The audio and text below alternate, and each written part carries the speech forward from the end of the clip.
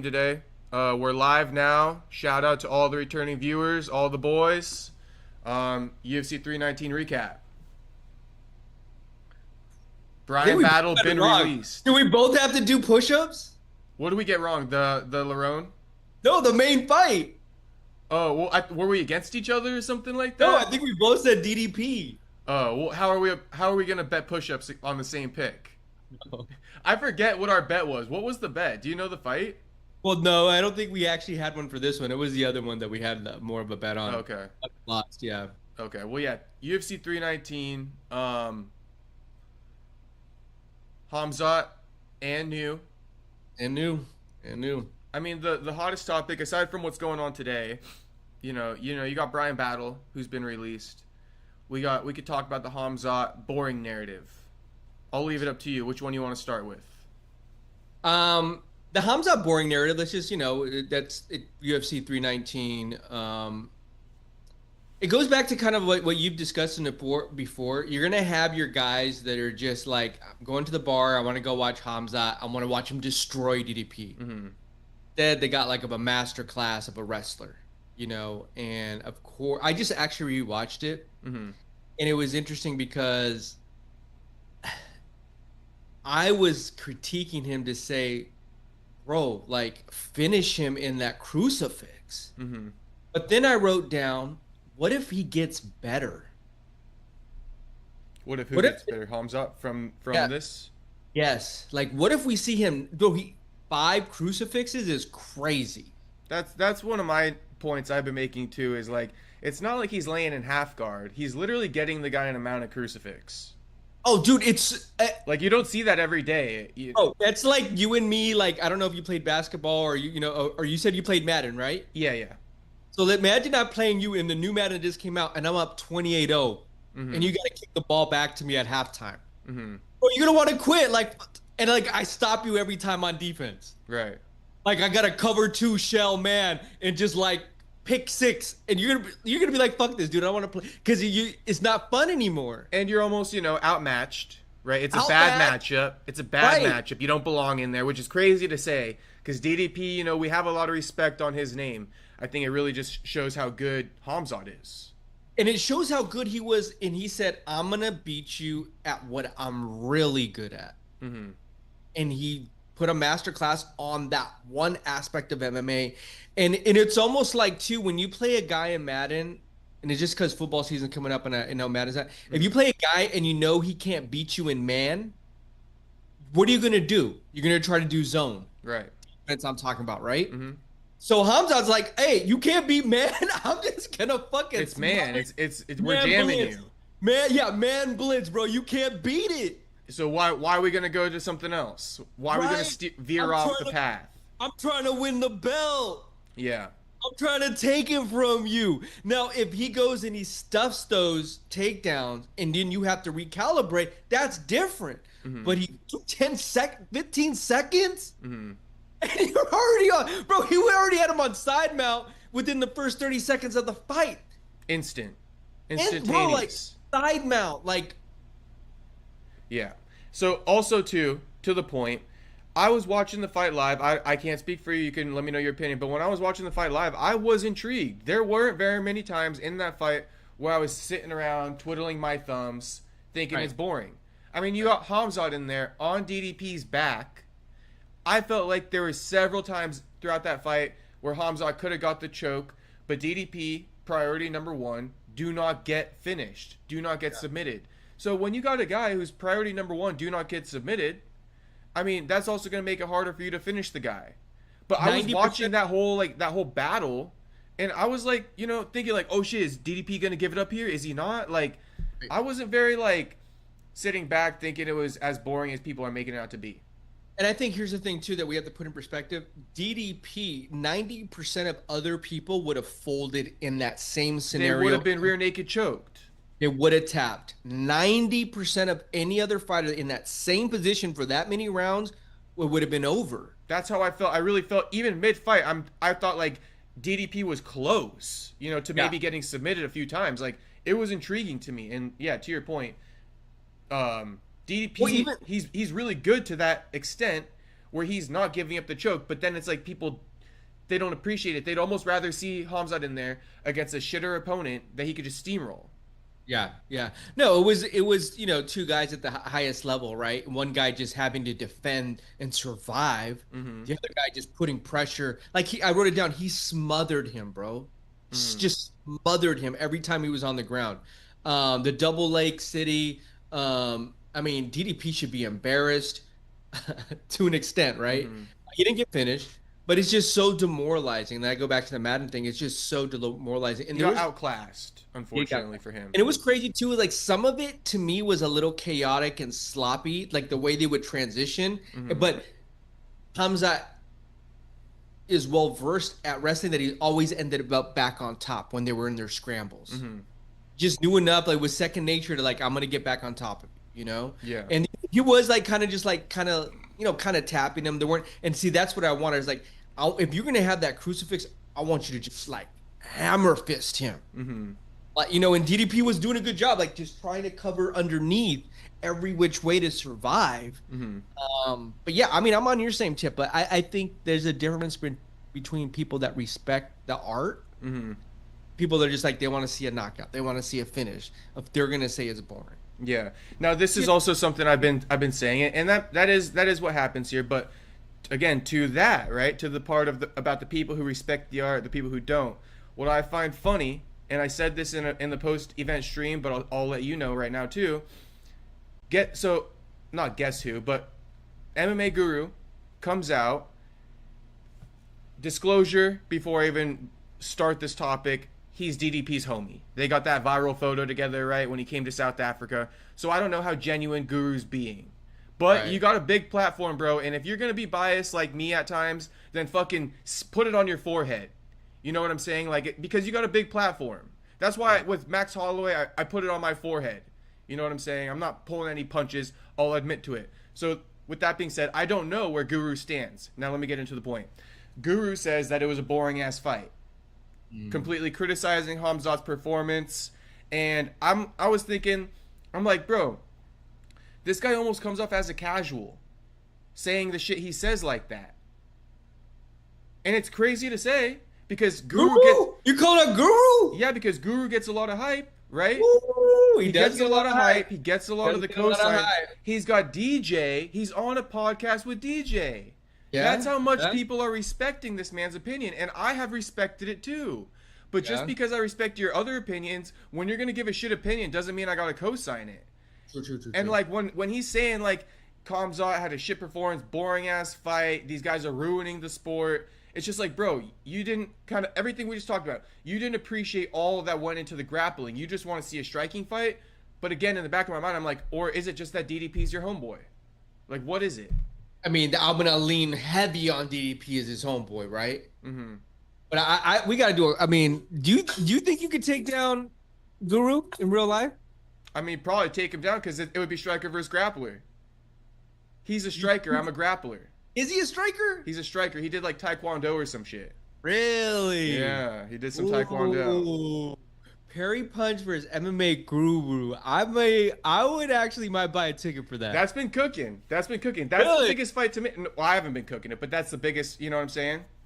I mean, you're not a small dude, so I could. That's the influencer fight to make right there. Honestly, yeah, because you guys are too. Anyway, okay, back on this. But Guru's saying, I don't wanna watch grappling. I mean, I think it's a little bit of a casual take. You got DJ. It's a super casual take. DJ was on the whole side. Okay, if you didn't think this was a masterclass, then don't watch the sport. Exactly. That is kind of funny. They're like, they're co-signing each other, but they have two different opinions. They got two different opinions. Right. So I didn't watch their show, but we'll see what's on their show.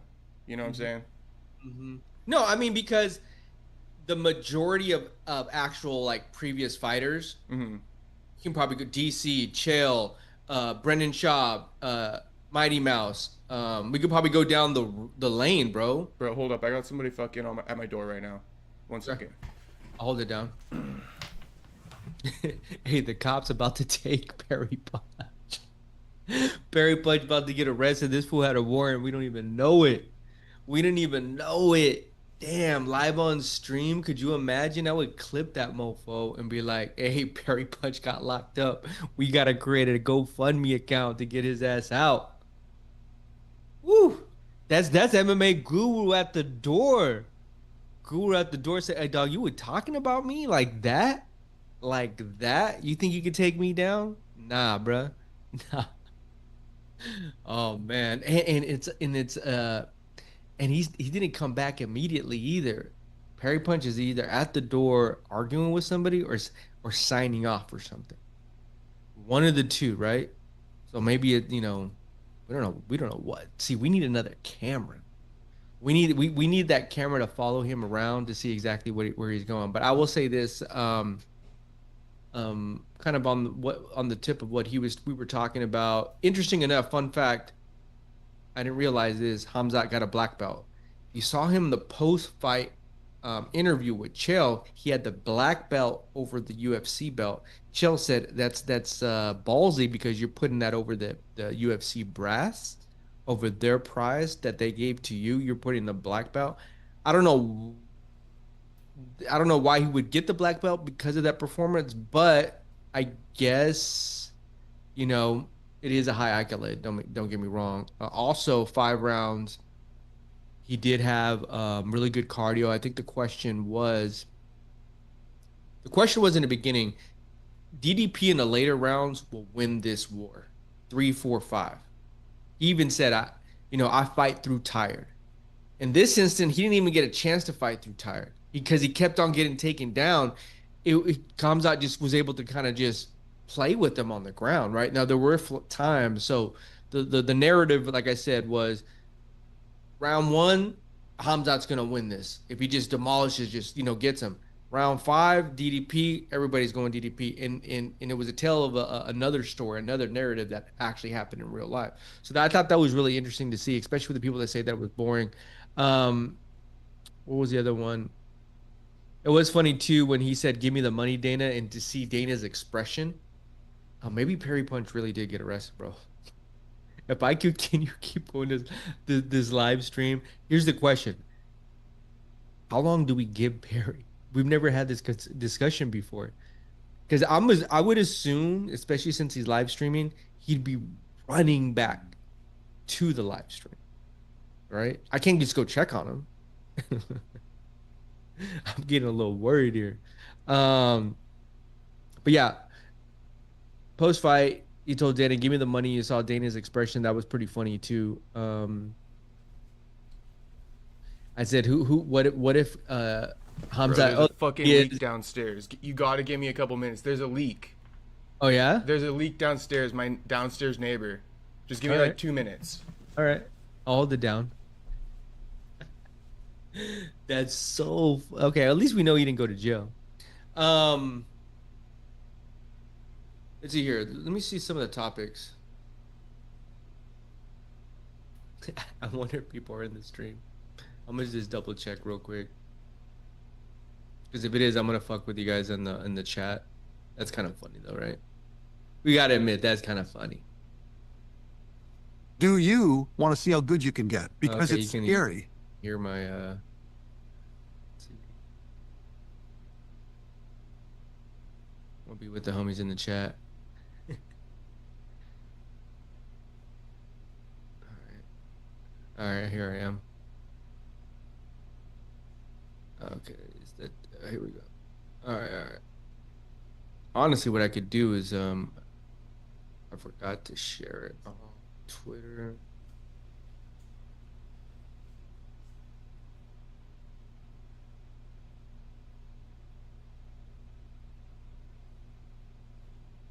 Yeah, oh yeah, Bryan Battle removed. That was another thing we were gonna talk about. Um, to check out Wednesday MMA show. YouTube with Perry Punch.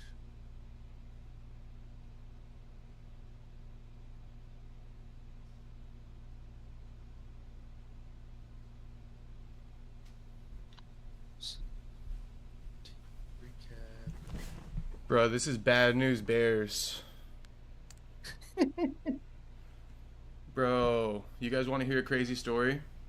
Yeah, I was holding it down. My fucking... I thought you got arrested. No, I didn't unclog the toilet, and it's fucking leaking downstairs.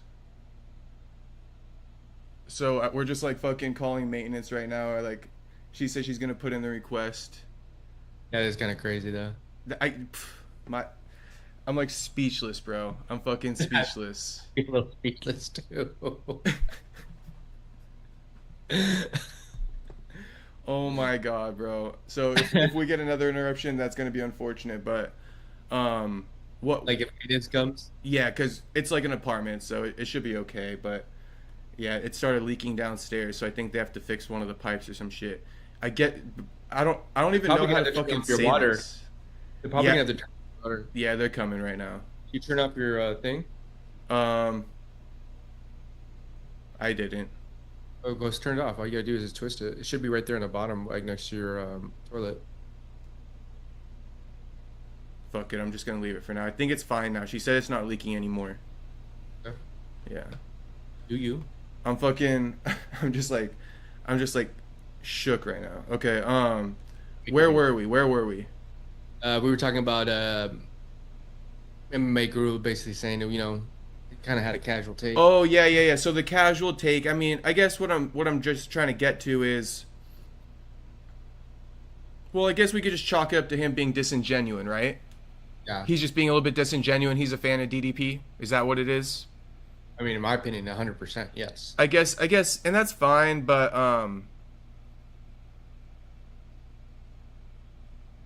like, bro, just call a spade. I mean, I guess he's just homies with DDP. I'm gonna leave him alone.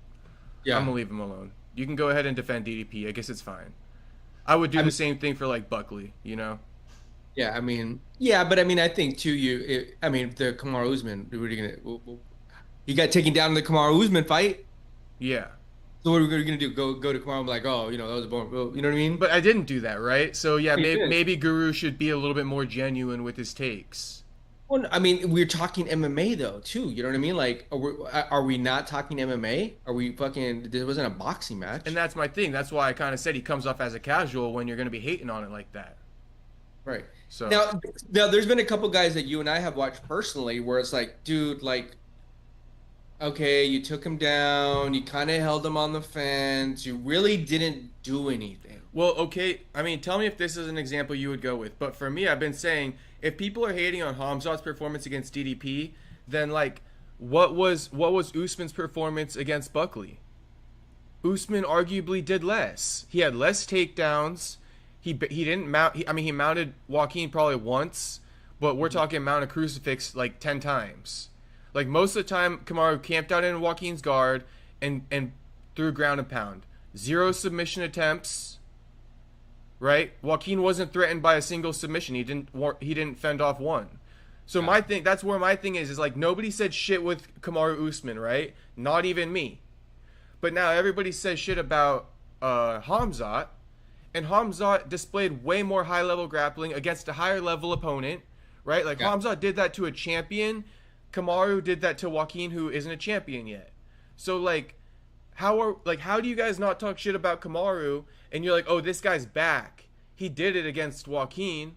Right. But then, like, we don't give the same credit to DDP Khamzat. That's one that I'm drawing to it. You know, because you just said, right, there's performances where we haven't been that impressed in the past. So that's what my point would be. Yeah. No, 100%. You know, just to kind of go on this, too, like, I see a lot of people talking about who's next for Khamzat. And I'm assuming you agree with this, too. I mean, DDP doesn't deserve an immediate rematch. No, he doesn't deserve an immediate rematch. We're on the same page there. Now they just announced Fluffy versus RDR. Mm-hmm. A lot of people are throwing those two names out there, right? Like, oh, give him Fluffy, or oh, give him RDR. So I think that's now kind of off the table. Who does he fight next? Khamzat? Yeah. The winner of Imavov versus Braulio. Yeah, that's right. I think that too. Yeah, simple. Yeah, I'm 100% there. I mean, because Imavov, especially if one of them gets a finish, Like if Kyle like knocks out Imavov or submits Imavov, like bro, I honestly think Rahaho will give him a run for his money. Well, you know, it muddied up the waters a little bit with the whole Fluffy and RDR debate because they were really the only other two contenders. Now they're matched up against each other. But Which I actually love that. I love it, and you know, I think the UFC should have. I feel like the way we just see this happening here, I feel like this is what the UFC should have done with the with the welterweights. Like instead of letting these guys politic so heavily, give them their opponent. You know, put them up against each other. Because remember, we had like Joaquin politicking for a title, we had Brady, we had Ian Gary, all these guys, right? And so it's like we got to just start putting them up against each other instead of almost, right? The norm is put the new guard with the old guard, right? But what happens with that when you do it so much is now, like, let's say 2 new guard fighters have beat 3 consecutive old guard fighters. These two new guard fighters, they still have the same conversation to a title they did before they had those wins because they're beating the same quality level of opponent. What really warrants title shots and shit is like, you know what I'm saying? Who beat the higher quality level of opponent? So that's why I really like RDR and Fluffy fighting each other because they could easily be like, okay, RDR, you go fight this guy. Fluffy, you go fight that guy. But once they both get wins, we're going to be back in that same spot again where it's like they're both campaigning. So you got to start eliminating. Once we get to a point where like these guys are campaigning for a title shot, okay, now you got to eliminate, put them up against each other. Yeah. Do you see what your boy Sean Brady said today? Or yesterday? Yeah. I love that you brought that up. Why do you love it? That's Because, your boy. This is That's all your boy assumption. Brady. That's your boy Brady. That's your boy because he ain't my boy. What's it called? So with Brady, he how do I say this? It's so funny to me. I'm ready for this hot take. I'm ready. It's so because you know when I saw that shit, you already knew. I'm probably the first person you thought of. You're like, oh, his blood is boiling. Okay, yeah, it was boiling. It took everything for me not to publicly put anything anywhere. All right. It's so funny to me though. Sean Brady is the first guy to now go on his stories and put fucking business out there.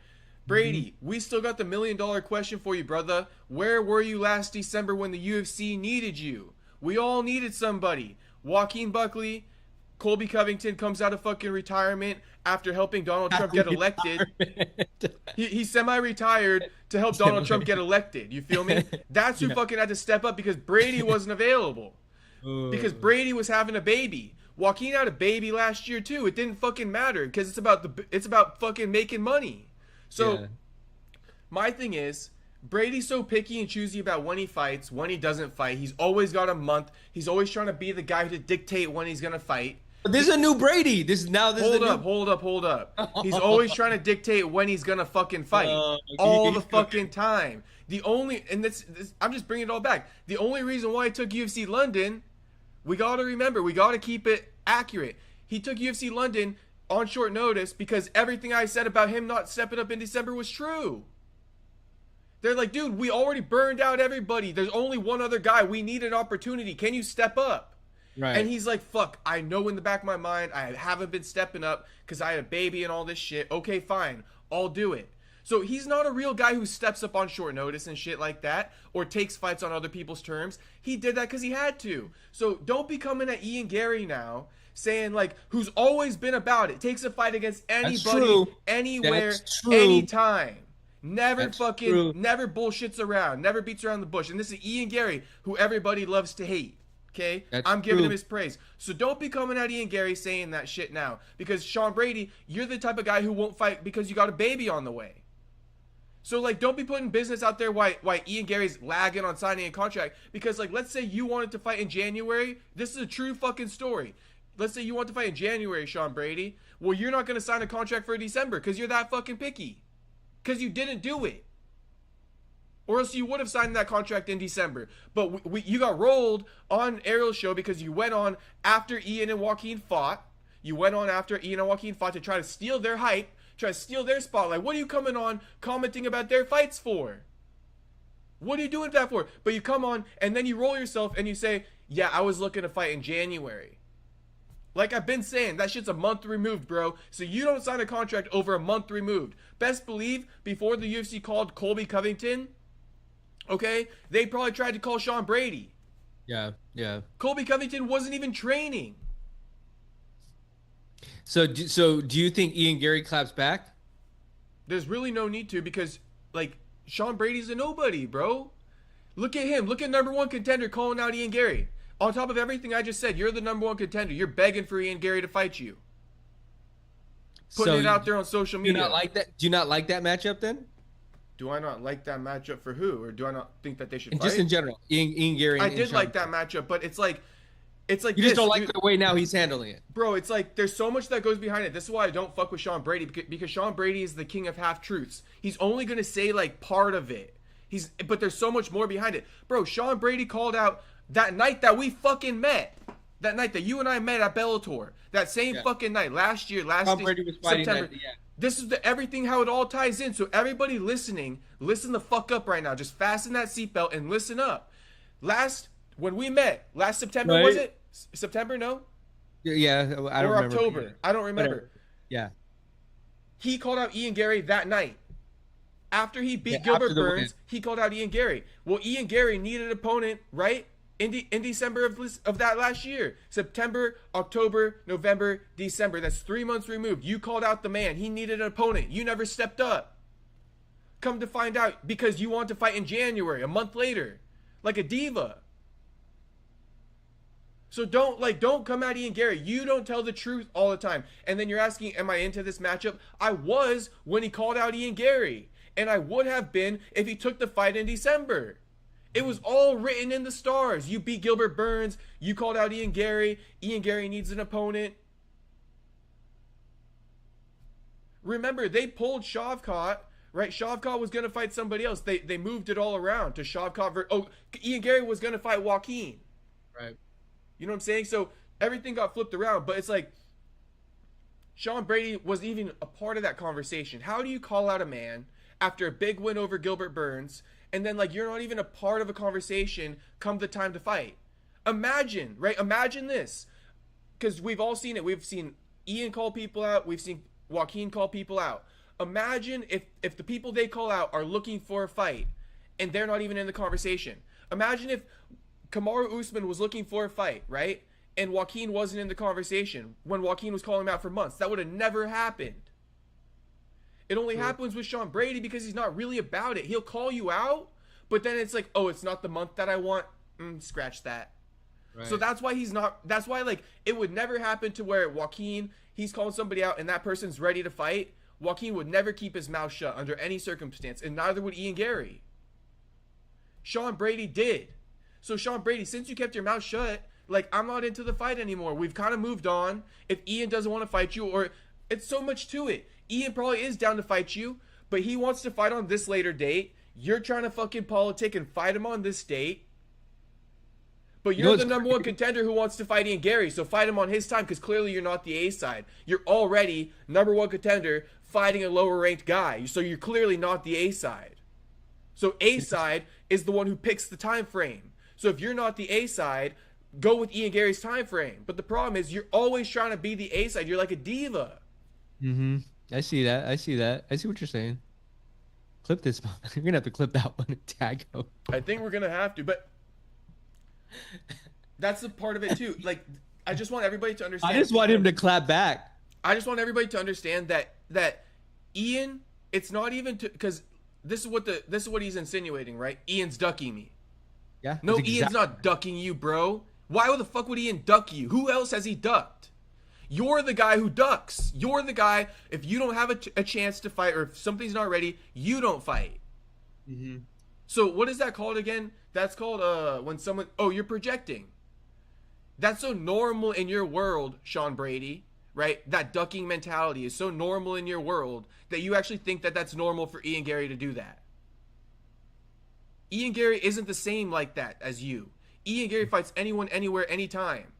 So, like, for you to even insinuate that about Ian Gary, that's what you do, and you're projecting your own fucking norms onto him. That's not the norm for Ian Gary. That's the norm for you.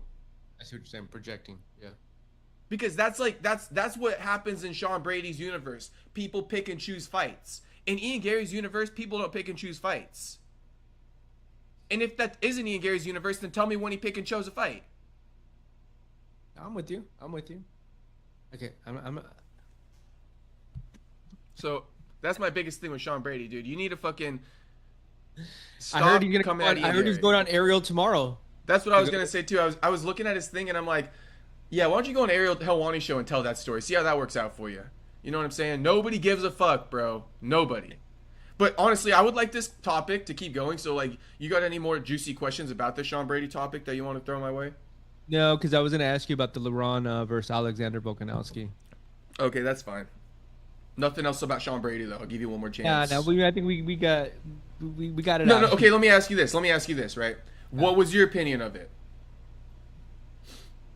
I didn't look too deeply into that like you did, but after you explained it, I see where you're coming from. I thought, ooh, Ian Gary's dunking. Like I fed into his narrative.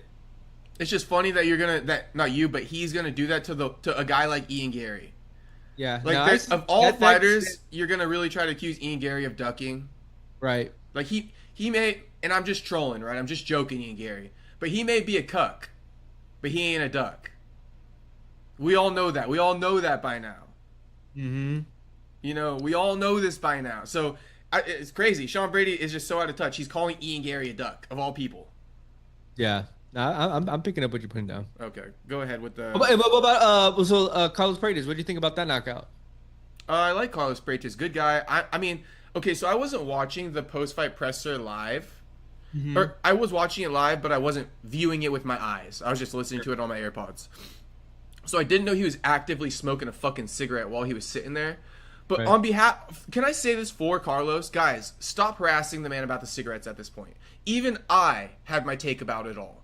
But like, what is it? Groundhog's Day every time fucking. I swear to God, it is Groundhog's Day every time the UFC fighters fight. UFC fans, every time a fighter fights, it's Groundhog's Day. All the talking points that we talked about last time get talked about again. So next time Carlos Prates fights, it's Groundhog's Day. We're gonna act like we never talked about the cigarettes, like we never asked him about it. Right. Bro, the guy's sick of it. But then I realized he was smoking one at the presser. So it's like you brought that upon yourself. Of course they're gonna ask you. Yeah. And he's diving into it, right? He's like, going on with it, which is fine too. It was funny too. He's like clip farming. Well, yeah, and I think too, I was like, I want to be like, bro, like we don't you don't need to do all that, right? But you know what? You're a grown ass man. Do whatever the fuck you want to do. Yeah, and for me, right, I feel like I said it. Everybody said it when he first came onto the scene. He heard it. How many times are you gonna tell the guy? You don't care. Yeah, you don't that's care. it. Like, I'm being real about it. I told him. I'm sure he saw it. I'm not gonna keep telling him. It is what it is, bro. Yeah, do you? Yeah. I liked the gonna... knockout. It was a cool knockout. It was kind of a grazing elbow. It wasn't as nasty as that Lerone Murphy elbow, but it was a good, solid fight. Kind of what I expected. Like I told you. Yeah, I thought too. It was like, and I think when we were talking, it's like I want to see more in the arsenal, and I felt like I got a little bit more out of him in his arsenal. Mm-hmm. He was kicking. He was kicking that shin, doing a couple combos. He was kind of playing around in there too, like he felt real loose. So I really liked that. And then he threw the spinning. I think he threw a couple of spinning back fists like that, and he was able to graze him and catch him. So it was like with 1 second left too, which was fucking crazy. Yeah. So no, I mean it was a really good performance. I think that's why they matched him together. They knew that it was going to be someone was going to get knocked out. And Carlos Paredes was able to get back in that win column. Who do you see him fighting next? I know he called out Leon. Now I really want to Leon. Yeah, so I really want to talk to Joaquin, but I haven't spoken to him in a minute. I just don't know where he's at right now. So I'm honestly just hesitant to reach out because I know how much stuff he deals with. Like he's got his son who it's a handful for him, I'm sure, and then he's got his grandma. He had a busy year last year, so every day I think about reaching out to Joaquin, but then I'm like, dude, I just gotta leave him alone, let him be for a little bit. It's only been like 2 months since he fought. Like, let him recoup his life. I don't know if he wants to think about fighting. That's why, But with that being said, because you're asking me about Prates, when he called out Leon, just like Ian Gary. I don't know if you saw, but Ian Gary went on his Instagram and he's like, "Yo, Prates, that's a solid win, but I told you, bro, Leon ain't never gonna fight you. He's running." And the funny thing is Leon always says, "UFC, stop giving me wrestlers. I want to fight a striker." And then you're a striker, you calling him out, and watch, he won't take it. I kind of agree with Ian Gary. At face value, I don't really think Leon's going to take the fight against Carlos. Leon just doesn't seem like the guy who wants to give any fighters opportunities. You know, that's the biggest reason. I don't think Leon's scared, but Leon just seems like a guy who thinks he's like bigger star than he is and doesn't want to give guys opportunities. That's why I don't think he'll take the Carlos Prates fight. And with that being said, I feel like Prates versus Joaquin Buckley. Prates is one ranking below Joaquin now, I think, after that rankings update yesterday. If Joaquin wants to come back in whatever month that is, Prates versus Buckley. Here's a question for a lot of these guys. You know, the Ian Garys of the world, the Joaquin Buckleys of the world. They work so hard to get into that position in the top, 5, 10. Do they want to fight up? Does Joaquin, does Ian, do they want to fight down? Like, they're like, I've already paid my dues. I don't want to fight Carlos, even though he's right there. Mm-hmm. You know my thing to these guys, this is what I would say to them. To give like, I don't know if you call this a blanket answer or a blanket statement, but here's what I would say. Here's what I've come to a conclusion on. It's less about the rankings than it is about the opponent.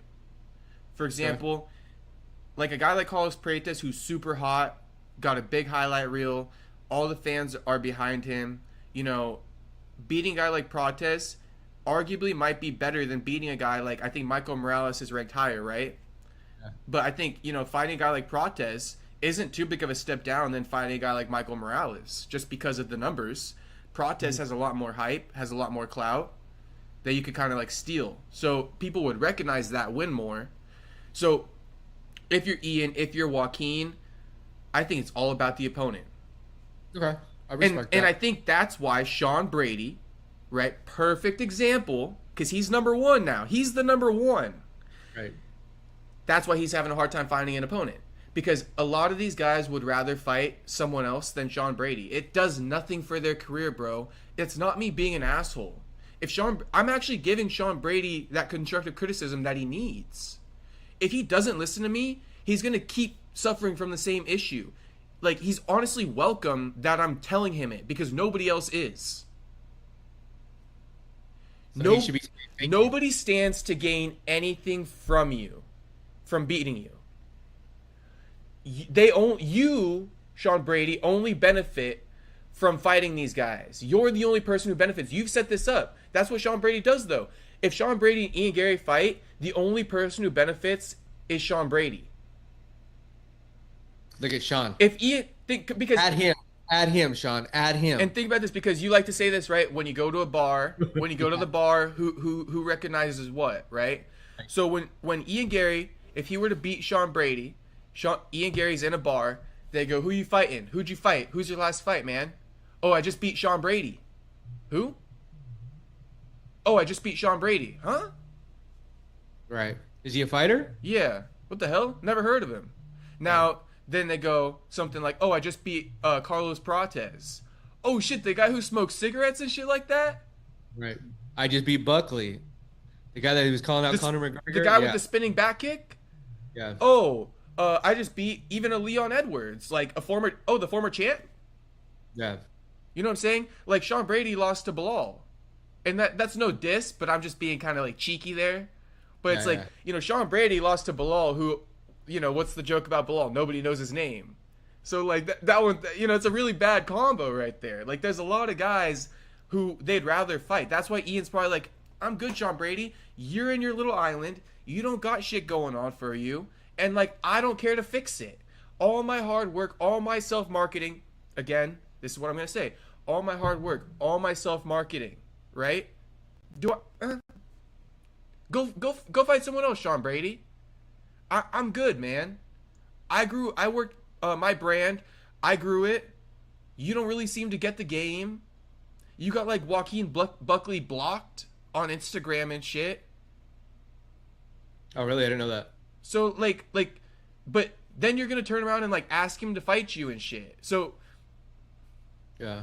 Well, going back to Leon Edwards is funny because now you got two guys that called you out. He's getting to a position where he's gonna run out of people like Michael Morales called him out and Carlos Paredes called him out. I feel like Leon's gonna get stuck with a Michael Morales, if just a gut feeling. And you know what? I'm here for that too because I'm here for it. If I was Leon, I don't know if Michael Morales is not gonna be an easy opponent either. Yeah. You know what I mean? Like, and then Michael Morales wants to steal that number too. You know, it's almost like because Carlos called out Leon, he can't give him the satisfaction of accepting it, even if Carlos is the better matchup. I think Leon is just like a little bit. His brain is wired different like that. Like he really doesn't want to like seem like he goes on anyone else's time. Leon's a guy, almost the exact opposite of what I'm talking about. Leon would like, and I know he already did fight Sean Brady, but like that's a perfect guy for Leon to fight. Like a Sean Brady, a guy nobody knows, nothing to really lose.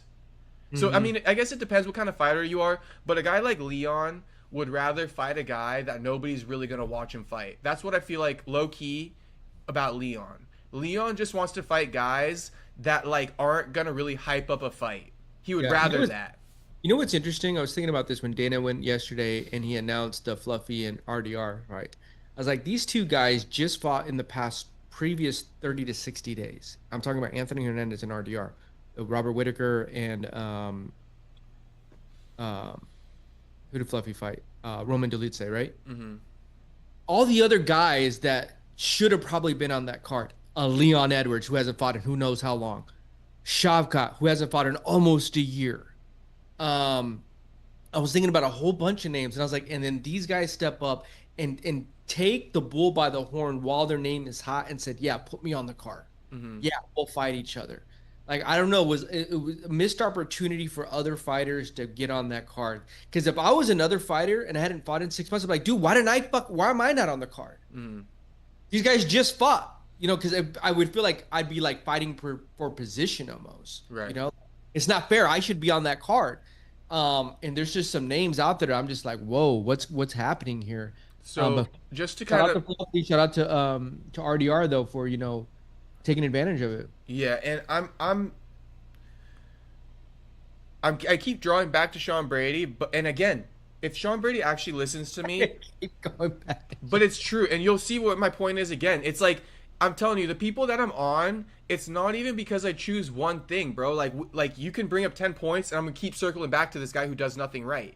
You know what I'm saying? Like, do something right, and I'll fucking credit you. Like, please. Okay, so here's what it is. You talk about RDR.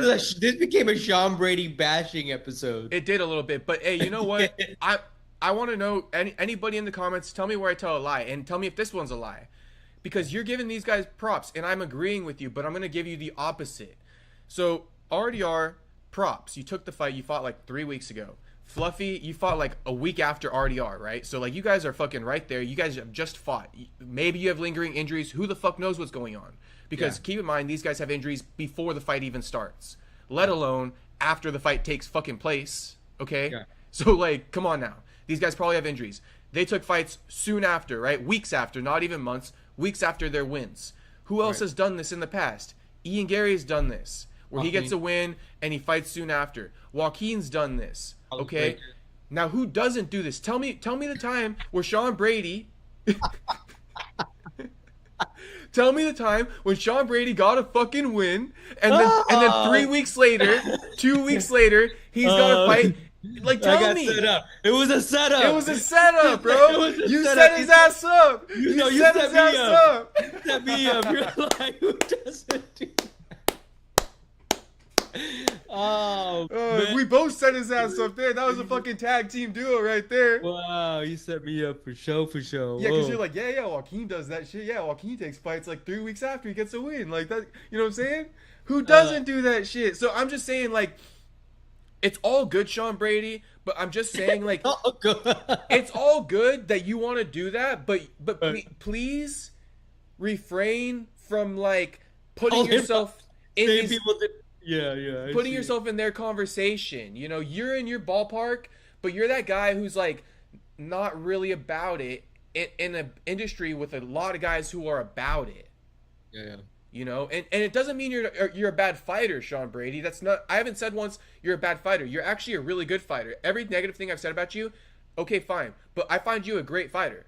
I find you to be a tough puzzle to solve for these guys. The problem is, Sean Brady, is you're so selfish how you approach the game. So my advice is start fucking being about it. You know, All right, about it. a little bit, just one time. All we need is one example. Since you're hot, let's talk about Bryan Battle. Okay, Bryan Battle. Oof, that's a great. Bro, you know fucking what's so transition. crazy? Is I was thinking about this. I was like, what did he say when he was in France? When he was yelling at the crowd? He's like, I was gonna lose to a Frenchman? Yeah, I've been seeing the comments. And I was like, bro, to keep not, is that official? You're not in the UFC anymore? He's cut. Wow. Removed. So who Bro, knows if the contract expired? That is crazy, bro. To go from beating that dude's ass in France and having the whole world behind you in the UFC Last year. and UFC brass behind you, a year removed, and now you're removed from the. That is it. Like, I feel bad for him, bro. I don't. I mean, I don't know. Like, I feel bad for him just because I know he had so much potential, and to go and to climb the rankings again. So let's Bellator smart. They calling him right now. Yeah, PFL or something. Dude, if whoever's the other fucking organization, call him right now and use him as your star. Let him get some wins back under his belt. Maybe he needs to, but I don't know. Maybe there's a nutrition thing here because he missed the 170 weight. Now you missed the 185 weight. Mm-hmm. That's bad. That is bad. Yeah. And I think it was what, 4 pounds over? I think 3. Or 4, but you know how you got the 1 pound weight allowance? So kind of 4, but technically 3. Yeah, you know, and it's crazy too because like not a fighter, I'm like, oh, what's 3 pounds, right? But I've been taught, and you've been kind of teaching me too, like it does make a big difference. It makes a big difference because those are the hardest ones to lose. So Right. your opponent really suffered. That's where it comes down. Right. Your opponent suffered and you didn't. So we're talking about discipline. We're talking about self-control. We're talking about all the things it takes to become the next level of like a champion, right? The sacrifice. Mm-hmm. The sacrifice you weren't willing to put in, how committed were to you. And I love all the apologies afterwards. And I saw a lot of people kind of like give him a little bit of like, you know, like, oh, you know, you messed up. You came back and you apologized. You'll get him next time. And then today to see the news. Mm-hmm. Damn. So, all right. I'm done. You're almost setting me up right now to be the bad guy again, which is fine. All right. You know, I don't mind. I mean, he might need some hard criticism here, you know, like I guess like I'm more giving him a little bit of a cushion, but Okay. maybe sometimes that's not what you need in these type of instances.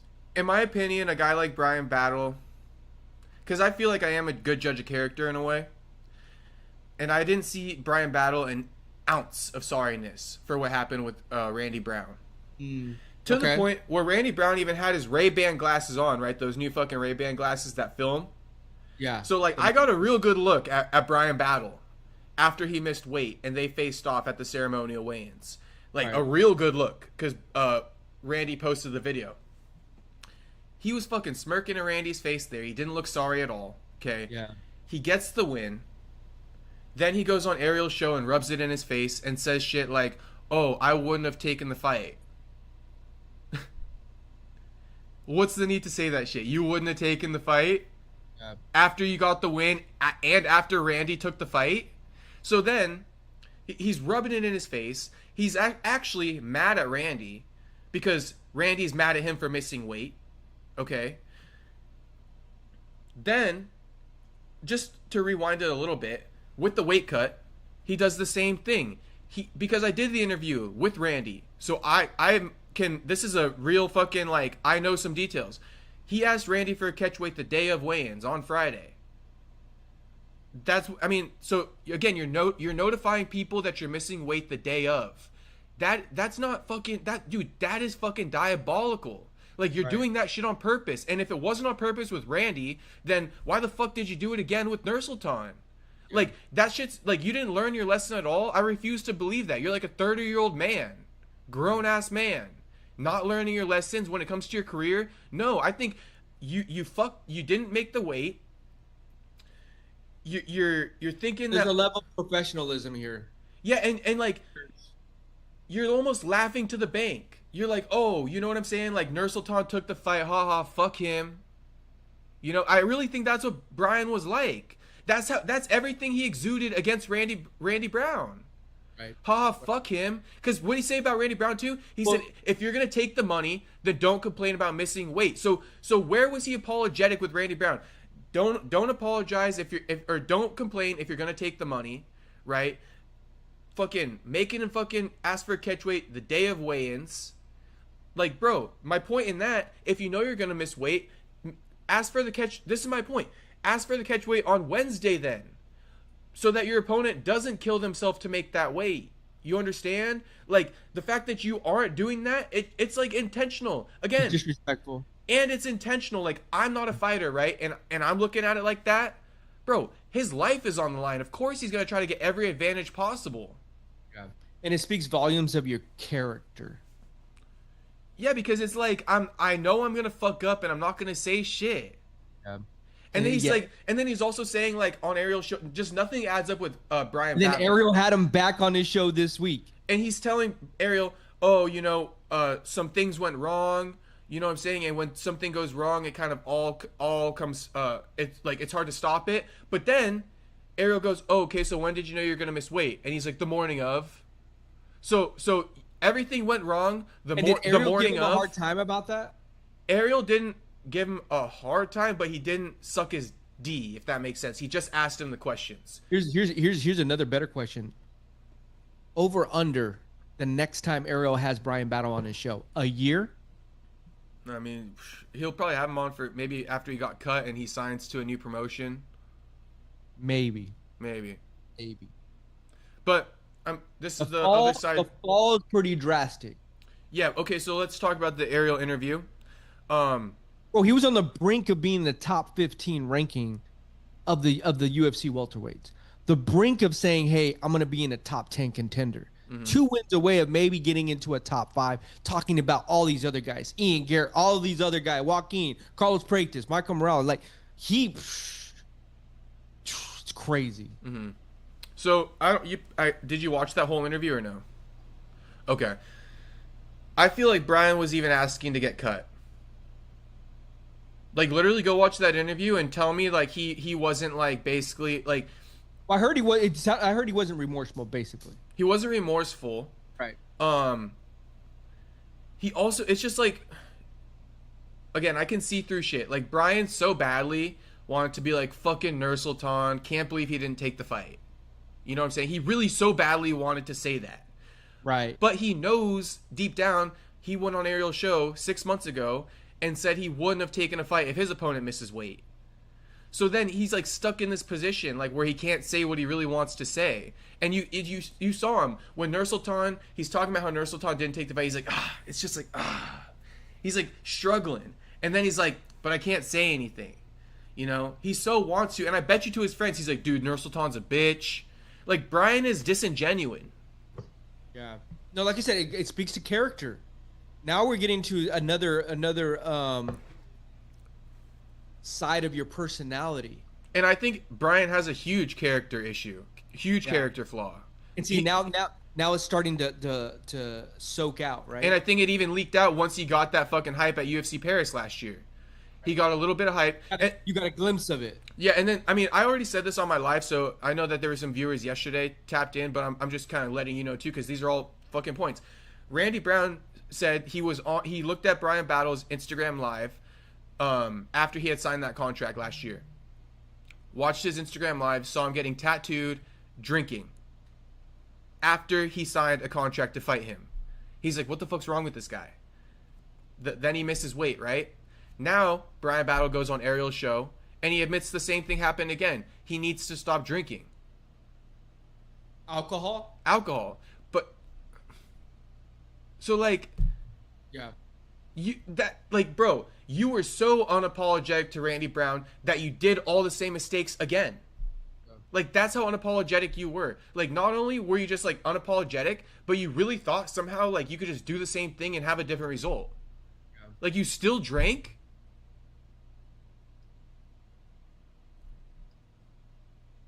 Like, dude. Yeah. I don't understand, man. But, yeah, I mean. Evidently, you didn't want to be in the UFC. No, that's what I'm trying to tell you, too. He doesn't want to be in the UFC anymore. It's really weird to me. He doesn't want to be in the UFC anymore. Go watch that interview. Evidently, he has enough money to survive. I ain't buying that for a second, but that's clearly something. His paycheck is about to drop. That's what I'm saying, dude. I found it shocking. He just probably left $200K on the floor, bro. Bro, I'm going to say it one more time, and I won't say it again. But I feel like when I watched the Ariel interview, he was literally asking to go to the LFA. He's like saying shit like, "Oh, you know, I know I'm still one of the best fighters in the world." Evidently, they gave him they gave it to him. Yeah. So go enjoy the LFA. Imagine UFC probably watched that and like, really? Mm-hmm. Good to know. Mm-hmm. Good to know. Let us down twice. And I think Bryan, he could have saved himself a lot of trouble. And again, this is where karma gets you. I think Bryan could have saved himself a lot of trouble with a little bit more humility with the Randy Brown incident. Mm-hmm. I think now everybody's kind of like, yeah, you missed weight here and you apologized to Turner Sultan, but you didn't have that same energy a few months ago. Almost like Tim Kennedy. You're sorry that you got caught. You're sorry once it gets to the worst situation possible. But when you initially get caught, you're that type of guy who starts twisting shit. Like, I said this about Bryan last night too. He's one of those pieces of shit who gets mad at you because you got mad at him. Mm-hmm. He tried to turn it on you. Yeah. I don't fuck with that shit. Like, I hate it when like you fuck up and I get upset and then like you're gonna turn it around on me. I did that when I was like 8 years old with my fucking brothers. Yeah, that's a narcissist. Like, that's what 8-year-olds do. Yeah, that's a narcissist. Like, fucking own up to your shit and apologize. Yeah, be accountable. You know, that's all you had to do, and you would have gotten way further. Now you're just kind of like cut. But imagine if Bryan would have just saved all that bullshit, right, about the Randy Brown thing, and he just would have said, you know what, I fucked up, man. My bad. I fucked up. He deserves to be mad at me. Like, I apologize. If he wants to not fuck with me, I get it. It was pretty dirty of me, and I'm not going to do it again because I see his point. When somebody doesn't see your point, they make the same mistake. Yeah. Hey, I got about like 10 minutes. Okay. What's our last topic? Let me see here. Do you want to get into the Shanghai at all? Well, I know you're gonna stay up. I know you're gonna stay up all night to watch it. What time is the UFC Shanghai on? 3 a.m. 3 a.m. Shit. Yeah, I'll probably watch it. Oh, I did want to You're gonna watch the prelims? 3 a.m. Yeah, probably not. I'll find out when the good fights are on and I'll like tap in there. Honestly, I wasn't all that excited about the card. It's not that good. Let me trying to find a good topic. I don't care about Johnny Walker. Yeah, I don't either really. Okay, I think we should discuss this one just with you. Francis Ngannou broke his silence on that motorcycle crash. Oh, really? Yeah, he did. What did he say? So, I was thinking about it more again today, so I'll just kind of give you all the points. I'll save you the time of listening to it, right? Okay. So, I guess number one, some of the answers that we had, right? He was driving his motorcycle. He claims that this little girl or young woman crossed the street without looking. Okay. Now, I'm gonna just give you something to consider in the back of your mind. Just keep it there, which is, at no point in time am I going to tell you anything about Francis that involves fault on his end. Okay. Because the girl crossed the street without looking, right? It's her fault. So that's what I'm trying to say. So just keep in mind, hear that out when I'm telling you these things. Okay. That's number one. After he hits the girl, first off, she crosses the street, right? Not looking. Instead of stopping, he goes ahead and thinks that it's the best move to just go around her. Okay. To swerve around her. And so she stops because she notices him. She gets like a deer in the headlights, and he hits her. Now, I'll ask you the question. I have my own personal answer. But in my opinion, if there's a roadblock, if there's an obstacle crossing the street, there's two options. I guess the Francis option is to try to go around it and not slow down. Or the second option is to slam on your fucking brakes and also try to avoid it as you're slowing down. So if you're approaching it, slowing down, you can still veer off, but you're not going 70 fucking miles an hour. You might have dropped by half the speed at that time. Right. You get several milliseconds. Is that how fast he was going? Who knows? But I'm just saying, he could have been going 40. Stepping on the brake is going to reduce the speed versus going around you. I agree with you. People are, even on the comments that from the video I did last night, they're saying, well, people do cross the street without looking at times. It's kind of crazy. It's like, okay, but when they do you go around them or do you stop? Right. And in my opinion, you stop. You try to. You do not try to go around somebody and keep your foot on the gas. Initial reaction. Stop. Now, and this isn't even an opinion, right? This is what happens in insurance companies, right? If you have an insurance company and they hear that you try to go around somebody versus stop, I mean, best believe your insurance is getting fucking premium skyrocketed if they hear that you were fucking going around them instead of stopping. If that's a part of the crash report. Right. So the third thing I'll have to say is he says he was like feet away, maybe like, I don't know, 200 feet away, whatever the case, from a police station. Didn't call the police. He uses the word taxi. Okay. So he says he called a taxi, not an ambulance. These are just words he uses. If he would have said, I called an ambulance, I would say he called an ambulance. He used the word taxi. Yeah. Now, just to really break this shit down, because I was thinking about this shit today too even. He says the word taxi. Now, is that some type of like African slang that we're not kind of like correlating? Yeah. But here's the thing. Francis has lived in the U.S. for about a decade now. He's doing a podcast on an American show, speaking English. So don't be using African slang if that's the case. Mm-hmm. You know what I'm saying? So I'm going to go with taxi, like a real taxi cab driver. I would too. Yeah. I would too. So he called a taxi cab driver instead of calling the ambulance. Then he picks her up. Or 911, right? Yeah. Most people call 911. We've been in an accident. Blah, blah, right, blah. but he calls a taxi cab driver. Right. So they put her in the ambulance or in the taxi cab. Keep in mind, he uses the word TBI fracture. So TBI is a traumatic brain injury. Then he says fracture at the end of it. So I think a TBI could just mean somebody got concussed without a fracture to the skull. But he says TBI fracture. So I'm assuming this and brain. So what can get fractured around the brain? Not your ear. Your fucking skull. Right. So TBI fracture, you transport this girl who has a TBI fracture in a taxi cab instead of an ambulance where they could have checked her vitals on the way to the hospital, stabilized her. The list goes on. I don't need to say I ain't an EMT, but you know where I'm getting at with that. Yeah. No, he follows the taxi to the hospital. Okay. Then he says, he basically demands CAT scans or something like that. And he claims to Ariel that they came back positive. She wasn't concussed. But please tell me how you're not concussed, but you suffer a TBI. Not only a TBI. He was on Ariel's. This is where he said it. You suffer you suffer a TBI, but not only a TBI, but a fracture. Mm-hmm. So your skull is fractured, but you're not concussed. Tell me how much sense that makes, because he said this girl wasn't concussed. You watched the interview. Yeah, it sounds like, talking with the attorneys have told him what to say and what not to say. Well, shit. If I was his attorney, I would have been like, yo, don't say shit if that's what you're going to say. Yeah, shut the fuck up. Because all that shit, I'm picking it apart right now heavily. Yeah, no, I'm not even done yet. Yeah, all right. So I just want your full reaction to this at the end, too. Yeah. So then he gets the CAT scans. Like I said, he claims that, she's not concussed. She's going to be okay. But again, she's not concussed. She's going to be okay, he claims. But then she still has to undergo a brain surgery. Right? So make it make sense, bro. How are you not concussed, but your injury is so severe that you need to be surgically repaired? Yeah. And so then he says she was fine. He was planning out her rehab and all this stuff. Her doctors and all this stuff. Within the same day? He basically went home. Okay. After the CAT scans came back positive for him, I guess. Okay. And he's like, okay, so after the surgery, she's gonna do rehab and all this stuff, and I guess that's what he was thinking he's gonna plan out. And then she goes under the operation, and she doesn't wake back up. Mm. And so Francis, in the interview too, he basically insinuates, he goes, something happened there, something went wrong there.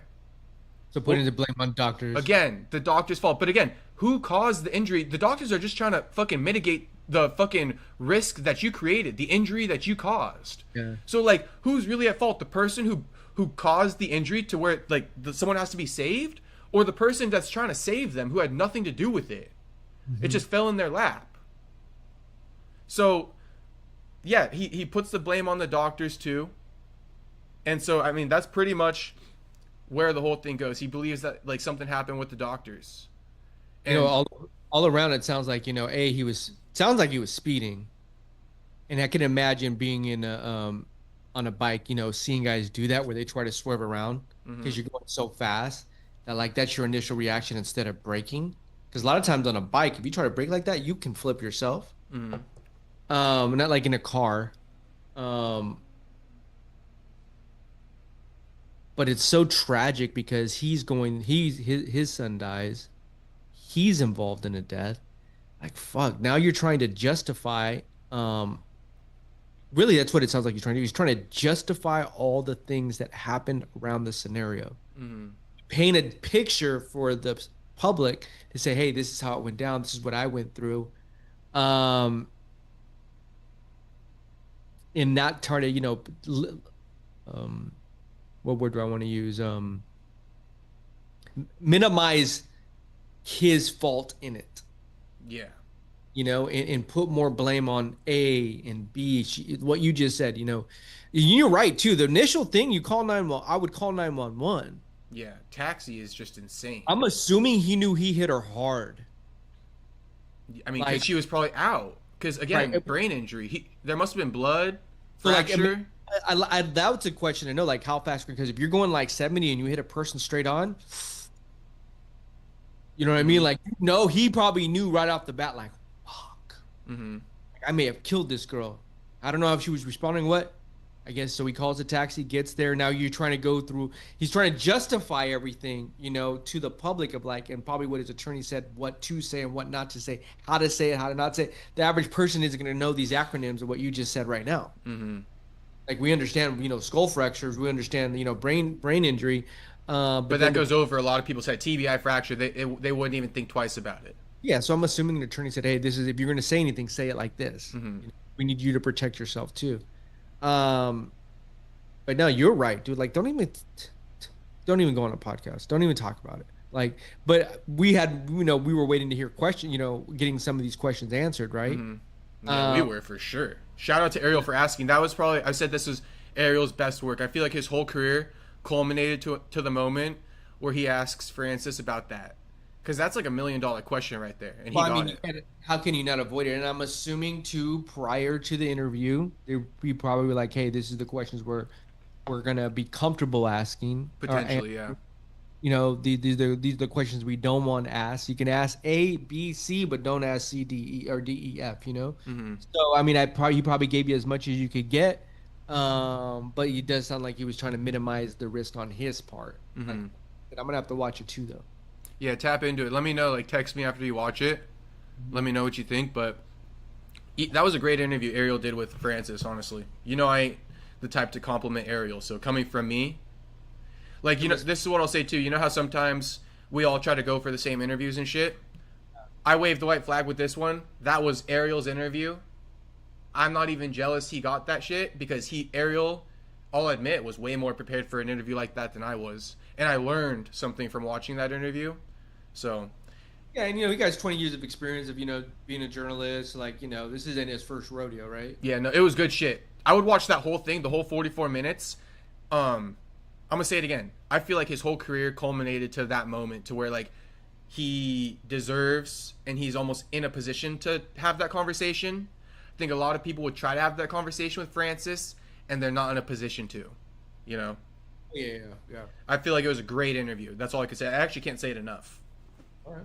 Yeah. All right, boys. That's pretty much the show. We were gonna talk about like BJ Penn and shit. Oh, let me just ask you real quick. Did you see Nick Diaz's new girl? No. I'll tell you real quick. Nick Diaz, yeah, check it out on Instagram. Nick Diaz has a new girlfriend. Already? While he was in rehab? Yeah, so he's out of rehab, or not out of rehab, but he's done with his ex-girlfriend. And White chick? Yeah, the blonde chick. That's his new girl? Yeah, the blonde chick. Oh, all right. So apparently she's making him happy. She's a good woman for him. So shout out to her. Oh, there looks like there's some younger pictures. Oh, Nick Diaz's wife. Does Nick's smile look photoshopped to you though? I don't know about that. Because look at the comments. Now I'm looking at older pictures of this other girl. It says Nick Diaz's girlfriend is Heather Nicole. Oh. Then I see this other one with his wife. I googled it. I didn't go on. Oh. No, go on the Instagram. I don't think you're looking at the right girl. Or show me real quick. I'm gonna go to Instagram. But people think Nick's smile is photoshopped. That's You what ever- the comment. Yeah, That's what the the- comment. But honestly, I kind of like I'm with them. Really? Like you know those AI simulators that put a It's smile. funny. My IG must have heard your BJ Penn because the first thing that popped up is BJ Penn. Judge They extended the restraining order. Judge has denied every. Okay, I'm getting off topic here. I can tell you about that real quick too. It's just real quick. Boy, dude, oh. Well, I don't know if I'm ready for that mind warp yet. Hold on, let me start with Nick Diaz. While you're looking, it's only like a sentence. I'll tell you. BJ, the restraining order got extended, and apparently he can't call or text his mom now. Well, I guess he was allowed to call and text her before, but now they took that off too. I'm not too angry at that actually. They don't need to be talking to each other, right? They don't need to be. They don't need to be fucking talking. Is to it each on other. your page or what? Yeah, it's on my Instagram. I see Gervonta. It's about 10 posts down, probably. Okay, hold on. Oh, okay, I see. Oh, damn. Who this? Yeah, she's a good-looking girl, especially for like a rehab Nick. You know? Yeah, like, how are they meet? You think they met in rehab? Okay, hold on. That's usually how they do meet. Where did they meet? We don't know. Mm-hmm. Rehab, probably, right? I mean, she looks like an IG model. She does a little something, right? Obviously, her looks are how she makes her money somehow. She's like too pretty, you know, with the super blonde hair and shit like that. This? Huh? We don't know. No, who released the photo? Oh, the same guy who's been kind of updating, like his strength his and page? recovery coach, BBJ Recovery. BBJ Recovery. Steve Garcia, I think his name is. Jose Garcia. Would it be on Nick Diaz's page or no? I can't find that either. No, it's on type in BBJ Recovery.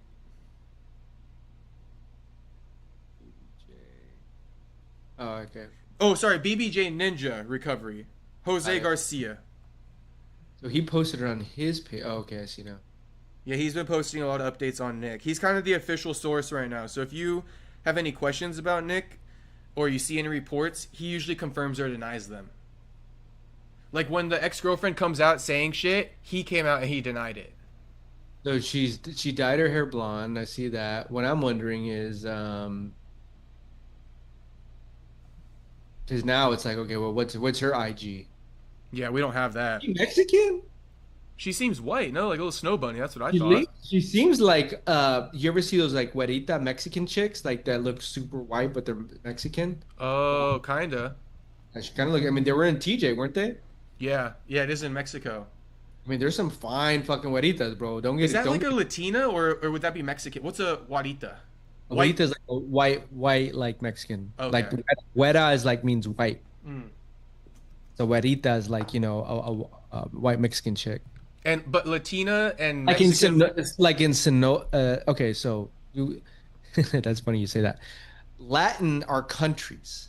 Latinas, there could be Spain, whole South America. Barcelona. Well, that's Europe, Oh, okay, shit. right? But Latin countries, they primarily will speak Spanish. Okay. Mexican, you know, Mexico native people that are from Mexico. Chicanos, that's more Mexican American, right? My dad broke it down for me. That's how I know. Gotcha. I learned from the source because he's straight from Mexico. But yeah, Latin countries. Michael Morales, he's Latino from Ecuador. I feel like some of those Latin countries, they can look pretty white too. Yeah, like I was gonna say, like the girls from Sinaloa, that's like where Chapo Guzman is from. You know, the cartel. King, you know, Kingpin. Yeah, yeah.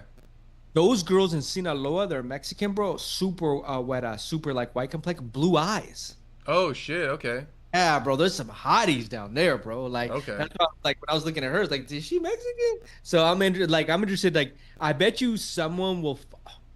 I bet you someone will find her IG and be like, that's who it is. One of the boys. If you guys are watching right now, find her IG. Hey, we need someone on the The Weta. The Guarita, yeah. The Guarita. Actually, I'm gonna try to do that one more time. I'm gonna save that pic. I was gonna say something else, but it might be slipping my mind. Oh, I was gonna say, See, this says the image. This is what AI said. This image features MMA fighter Nick Diaz alongside a woman who appears to be his ex-girlfriend Heather Nicole. Saw another picture that said Heather Nicole was his wife. The photo likely relates to recent discussions surrounding Diaz's well-being. The image surfaced around the time rumors circulated regarding Nick Diaz's health and alleged forced stay at rehabilitation. This is AI saying that. The woman in this photo is Heather Nicole, was reported at the source of some claims about Diaz. so Nick Diaz's new girlfriend Heather Nicole. Maybe ex-girlfriend, new girl? Because it's not his other girl. Because his other girlfriend was like, she was a brunette, wasn't she? Yeah, I think her name was like Kate. Kate 209 Cat. See that post could go viral. We end up finding who this girl is. Like, why are you motherfuckers trolling her? Ooh, yeah, she could be a little Mexican now that you kind of bring it up. Well, you know, she dyed her hair blonde, right? Mm-hmm. But even like when I typed in Nick Diaz's girlfriend, this other picture that comes up on Google shows this other white chick from back in the day. Nick Diaz's wife talks exactly how you think she would talk.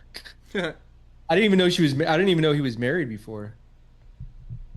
I think he had a girlfriend that passed away and shit like that. God damn, bro. Nick has not had good luck with the women. Because this other girl's a white chick. Look, guys, here's a picture. Hold on. No, you can't really see it. It's not focusing. Yeah. Yeah, I can kind of see it. Yeah, that wouldn't be her. But that looks like this looks like a white girl. Yeah, Nick's got a little type, huh? Nick likes the skinny white chicks. What does this say? Is the beautiful Heather Nicole still Nick Diaz's girlfriend? This is on Celebrity Mirror. Is it beautiful? So who's Heather Nicole? Both Nick and Heather are vegan. This was back in 2015. So that's old. This says Heather Nicole and Nick Diaz were head over heels for each other. At a couple of their pictures, Heather Nicole also goes by Heather Thomas. Remains a mystery to most Nick Diaz fans. All right, well we'll do a little recon on this. Maybe one of the. You know what we need to do? We need to get an investigative homie. Yeah, somebody who could pull up fucking court docs and shit like that. See who got divorced and married. We need that for sure. Another white girl though. Yeah, that's Nick's type. Now we know. I'm gonna screenshot all these two. The white chicks. All right, boys, that's the stream for the evening. Shout out to everybody that tapped in. Jew, Andrew, shout out to you boys if you're still. Hey, those are like the usual suspects. Yeah, just Jew, Andrew, definite usual suspects. They be commenting emojis and shit like that. Feel like the UFC didn't like his comments on Ariel's show. Talk about Bryan Battle. Does the interview then gets cut the next day? Wow. Yep. You're not wrong, Jew. Wait, say that again. What was it? Jew says, I feel like the UFC didn't like his comments on Ariel's show. Dude does that interview, then gets cut the next day. Wow. I think the UFC probably saw that too. They're like, okay, you don't want to be with us? Fine, we'll get rid of you. All right, we don't need you. Yeah. All right, boys, that's the show. Peace out. Thanks for tapping Sounds like in. Next Wednesday. sounds like he's not getting that Paramount money. Nah, he's not.